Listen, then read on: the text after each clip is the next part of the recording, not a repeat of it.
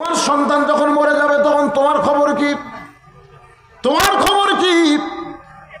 আল্লাহ নবী যখন জান্নাতের মধ্যে ঢুকলেন, লাইলাতুল মেরাজে নবী দেখলেন আল্লাহ কিয়ামত পর্যন্ত যা হবে নবীকে দেখাইছেন। নবী দেখলেন কতগুলো বাবা হাউমাউ করে জান্নাতের মধ্যে কাঁদতেছে।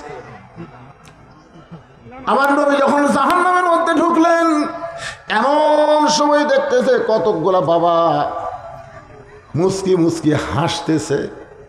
নবী বলেন, জিবরাইল, জান্নাতের মধ্যে কতগুলো বাবাকে আমি কান্না দেখলাম আর জাহান্নামের মধ্যে কতগুলো বাবাকে হাসা দেখলাম, কারণ কি?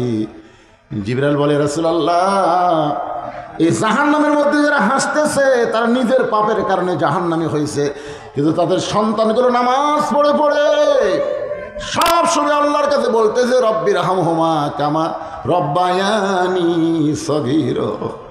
বাবার জন্য সন্তান মসজিদে দান করে, বাবার জন্য সন্তান মাদ্রাসায় দান করে।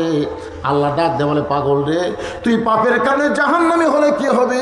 তোর নেককার সন্তানের আমলের কারণে অতি সত্বর আমি আল্লাহ তোরে জান্নাত দিয়া দিব। অতি সত্বর জান্নাত পাওয়ার আশায় তারা মুস্কি মুস্কি হাসতেছে। আর যাদেরকে জান্নাতের মধ্যে কাঁদতে দেখলেন আর নিজের নেকির কারণে জান্নাতি হয়েছে, কিন্তু এদের সন্তানগুলো সবসময় জুয়া খেলে, তাসের আড্ডার মধ্যে ফেন্সিডিল খায়, ইয়াবা খায়, নামাজে ধার দেওয়া যায় না, আজান দিলে কানত আঙ্গুল দেয়। আল্লাহ কয়, পাগল, তুই নেক কাজ করার কারণে জান্নাতি হলে কি হবে? সন্তানকে মানুষ করতে পারিস নাই, অমানুষ দুনিয়াতে রাইখা এসিস। এই সন্তান যত পাপ করতেছে, পাপের একটা অংশ তোর আমল নামার মধ্যে ঢুকতেছে, অতি সত্বর আমি আল্লাহ তোকে জান্নাত থেকে জাহান্নাম দিব। এখন চিন্তা করেন, আপনি যদি জান্নাত পান, সন্তানের কারণে আপনাকে জাহান্নামে যাওয়া লাগবে।